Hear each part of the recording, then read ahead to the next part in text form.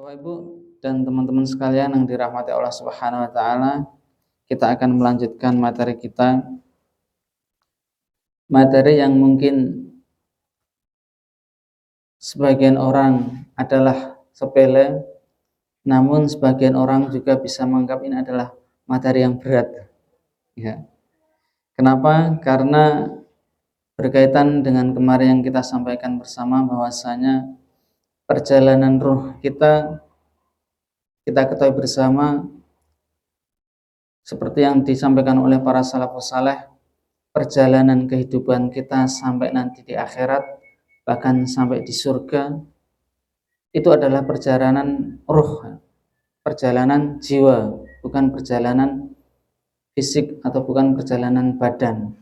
Jika perjalanan badan, tentu saja orang yang kuat di dunia lah orang yang bisa sampai ke surga. Tetapi adalah orang yang jiwanya pada aflaha man zakkaha. Beruntunglah orang-orang yang membersihkan jiwanya. Waqad khaba man dassaha, dan sungguh celakalah, rugilah orang yang mengotori jiwanya. Dan di antara orang yang jiwanya bersih dan beruntung ketika berjumpa dengan Rabb-nya adalah orang yang mengenal betul dengan Rabb-nya. Ya, bagaimana akan mengenal Rabb-nya untuk membersihkan jiwanya kalau tidak kenal dengan Rabb-nya. Dan juga perjalanan roh ataupun jiwa kita akan mampir, dan tidak sejenak, mampirnya cukup lama. Sampai kapan, Bu? Di alam kubur itu sampai kiamat. Jadi dari Nabi Adam dahulu, orang-orang terdahulu, sampai sekarang itu masih menunggu datangnya kiamat. Kalau orang baik, orang soleh, orang beriman mendapatkan nikmat kubur sampai datangnya kiamat. Dan orang yang mungkar, orang yang zalim, orang kafir, maka mendapatkan siksa kubur sampai hari kiamat.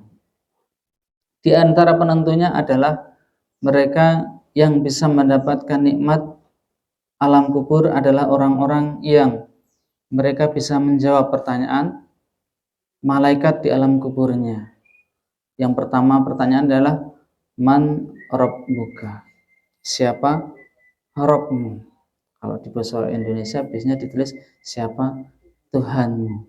Ketika ditransit la ilaha illallah juga tidak ada Tuhan. Kenapa? Transitnya sama, Rabb sama ilah. Nah, padahal berbeda. Kenapa Allah juga menggunakan Rabb? Dan doa-doa kita juga sering menggunakan Rabb. Rabbana atina fid dunya hasanah, atau Rabbi firli wali walidayya gitu. Rabbana la tuzigh qulubana ba'da idh hadaitana, dan yang lainnya. Ya. Bapak Ibu sekalian yang dirahmati Allah Subhanahu wa taala, langsung maaf guys, ini enggak ada halamannya, ternyata lupa. Komputernya kelupaan kayaknya. Jadi halaman kita masuk ke bab 1, mengenal Rabb. Nomor 1, dasar penetapan kata Rabb. Allah sering dan banyak menggunakan kata Rabb, tidak menggunakan Allah. Yang pertama di surat Toha ayat 49-50. Qala faman rabbukuma ya Musa. Yakni Fir'aun berkata, maka siapakah Tuhanmu berdua, hai Musa.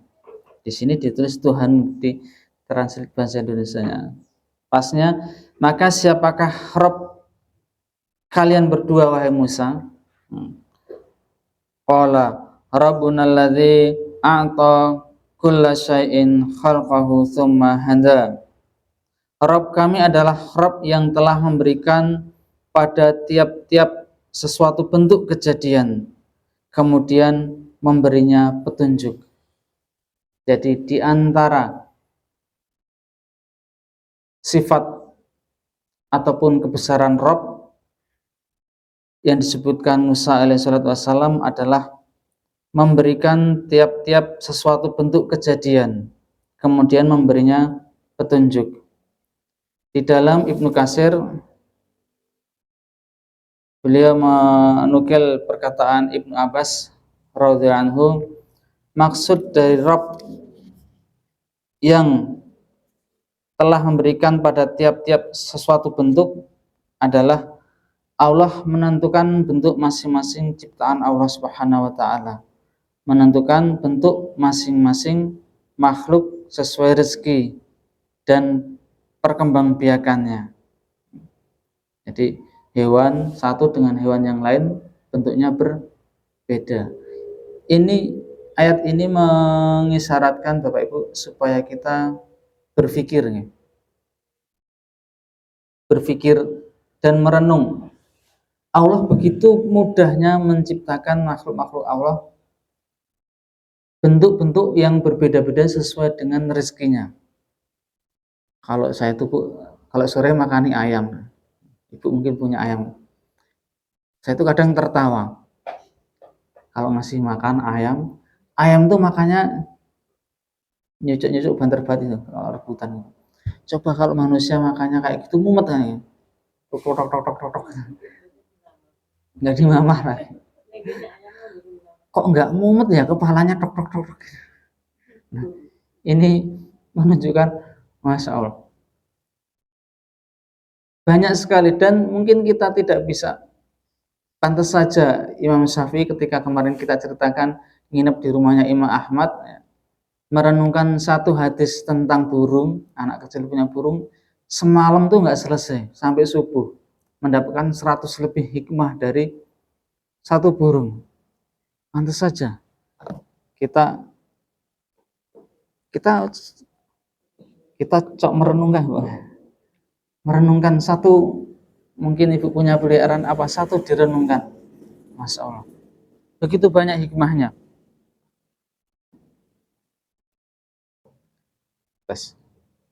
Dan kemudian yang kedua, Musa menjawab pertanyaan ini, menjawab pertanyaan Firaun, karena Firaun itu menganggap dirinya adalah Rabb, Tuhan. Faqala rabbukumul a'la. Ya, ini Firaun mengatakan aku adalah Rabb yang paling tinggi gitu ya, di surat yang lain. Musa ingin menunjukkan bahwa Firaun itu tidak bisa membentuk sesuatu apapun gitu ya. Dan ini sebenarnya sudah menjadi hujah yang jelas bagi orang-orang, mohon maaf, yang suka meminta-minta ataupun bahkan menyembah gitu ya, mudahnya menyembah itu bisa meminta, berdoa dan lain sebagainya kepada selain Allah Subhanahu wa taala, kepada berhala-berhala, kepada makhluk-makhluk Allah yang lainnya. Kemudian Bapak-Ibu sekalian yang dirahmati Allah Subhanahu wa taala, kemudian Rabb adalah memberi petunjuk. Bapak Ibu pernah mendapatkan sejarah mboten? Kok bisanya manusia bisa mendapatkan padi menjadi beras kemudian dimasak? Itu sejarah pertamanya bagaimana? Saya belum menemukan. Dan ini merupakan petunjuk Allah. Manusia diberi insting. Nggak tahu dulunya ceritanya bagaimana kok bisa orang mendapatkan padi, kok tahu padinya kalau dulu di Nawa Bu, ditutup ya. Ditutup kok jadi beras. Kemudian kok tahu dipususi terus dimasak jadi beras nih. Bahkan sekarang bisa jadi arem-arem gitu nggih. Kok bisa? Ini adalah kebesaran Allah Subhanahu wa taala memberikan petunjuk, insting, kemudian naluri dan lain sebagainya untuk mendapatkan rezeki dari Allah Subhanahu wa taala. Sehingga orang yang benar bisa meresapi hal-hal seperti ini, mereka akan semakin mengenal Allah Subhanahu wa taala. Ya. Kemudian di surat Al-An'am ayat 164. Qul aghairallahi abghi rabba wa huwa rabbu kulli syai'in. Katakanlah, ini adalah kepada Nabi Muhammad SAW. Katakanlah wahai Muhammad SAW, apakah aku akan mencari Rabb selain Allah, padahal Dia adalah Rabb bagi segala sesuatu. Masih di tafsir Ibnu Katsir. Cek. Masih di tafsir Ibnu Katsir di surat Al-An'am ini beliau mengatakan maksud dari ayat ini adalah, hai Muhammad, katakanlah kepada orang-orang yang mempersekutukan Allah dalam ibadahnya, ya, mempersekutukan Allah di dalam ibadahnya. Karena Bapak Ibu sekalian dirahmati Allah Subhanahu wa taala, semua manusia tidak ada yang mensekutukan di dalam rububiyahnya, pengakuan Rabb-nya. Nah, nanti akan dijelaskan Rabb itu apa. Tetapi menyekutukan itu dalam ibadahnya, gitu nggih. Seperti tadi disebutkan, yang menciptakan, memberi bentuk, semua percaya yang menciptakan, memberi bentuk adalah Allah Subhanahu wa taala. Meskipun hatta dia seorang kafir ya, atau seorang musyrik. Coba kalau ditanya orang kafir, siapa yang menciptakan manusia, menciptakan bumi, pasti menjawab Allah, Tuhan, atau kalau Jawanya ada yang mengatakan Gusti Allah. Tetapi dalam ibadah mereka menyekutukannya. Inilah yang tidak nyambung di antara mereka itu. Kemudian yang seharusnya mengikhlaskan diri hanya kepadanya dan hanya kepadanya bertawakal. Dan kemudian Nabi Muhammad SAW disuruh untuk mengatakan, apakah aku akan mencari Rabb selain Allah? Artinya bahwa tidak ada Rabb selain Allah yang menciptakan langit dan bumi ini.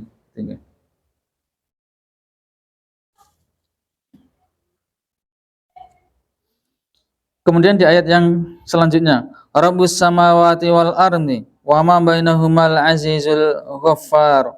Rabb langit dan bumi dan apa yang ada di antara keduanya, yang maha perkasa lagi maha pengampun. Sekarang menggunakan lebih komplit langit dan bumi, Rabb langit dan bumi.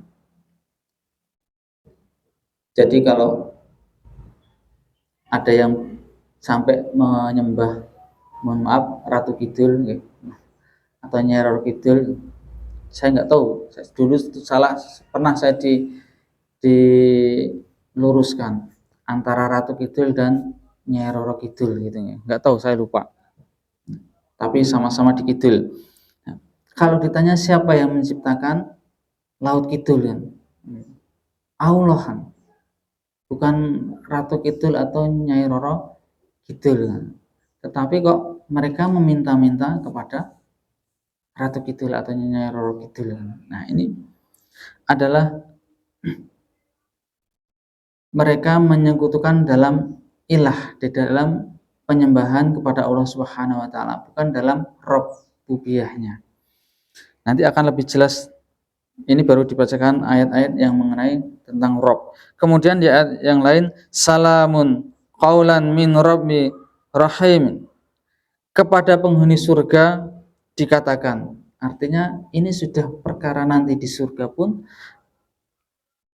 menggunakan kata Rabb, salam, keselamatan, kesejahteraan sebagai ucapan selamat dari Rabb yang maha penyayang. Jadi nanti orang-orang yang masuk surga itu disambut, bahkan diucapkan langsung oleh Rabb. Juga para malaikat juga menyambut mereka dengan mengatakan salam. Dan ucapan yang paling indah di antara para penduduk surga adalah salam, yakni keselamatan atau kesejahteraan. Makna Arab secara bahasa nanti ada beberapa. Yang pertama dari Ibnu Faris rahimahullah berkata, Ibnu Faris ini seorang ulama ahli bahasa ya. Ini secara bahasa. Kata Rob menunjukkan beberapa arti pokok. Yang pertama, memperbaiki, mengurus sesuatu.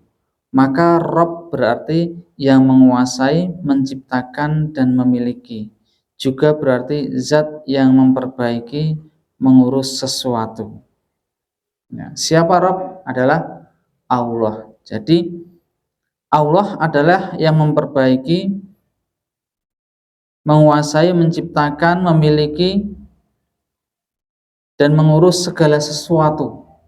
Segala sesuatu tidak hanya di bumi saja, di langit, bahkan di atas langit, semuanya alam semesta ini adalah di dalam kekuasaan Allah Subhanahu wa taala. Kemudian Imam Ibnu Jarir At-Tabari, Imam Ibnu Jarir At-Tabari ini adalah ulama tafsir, ahli tafsir yang lebih terkenalnya. Kata Rabb dalam bahasa Arab memiliki beberapa pemakaian arti. Penguasa yang ditaati di kalangan orang-orang Arab disebut Rabb. Nah, jadi mohon maaf Bapak Ibu, di dalam Islam kata-kata itu ada secara bahasa, ada secara istilah atau syar'i. Ini harus dipahami ya, karena banyak orang-orang yang memelintirkan, yang menyalahgunakan. Misalkan mohon maaf seperti menggunakan Islam. Islam itu secara bahasa artinya selamat. Ada yang mengartikan pasrah, gitu nggih, berpasrah diri. Terus ada orang yang mengatakan yang penting sudah pasrah, berarti sudah Islam. Wis penting pasrah. Mas sesuk PP ora salat ora apa, sing penting wis pasrah.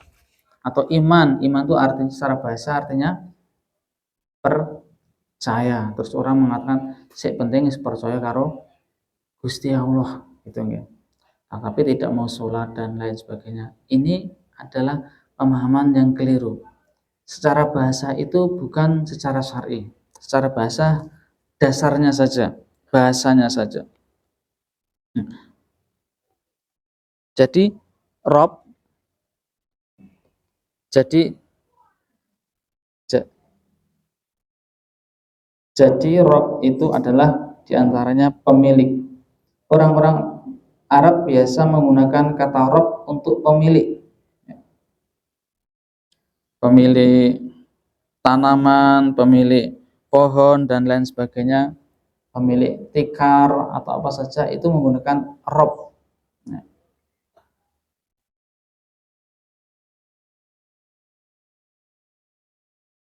Namun maka Rob kita Allah Azza wa Jalla yang ma'agung pujiannya adalah penguasa yang tidak ada satupun yang menyamai dan menandingi kekuasaannya, dan dialah yang memperbaiki, mengatur semua urusan makhluknya dengan berbagai nikmat yang dilimpahkannya kepada mereka, serta dialah pemilik alam semesta beserta isinya, yang memiliki kekuasaan mutlak dalam menciptakan dan memerintahkan atau mengatur.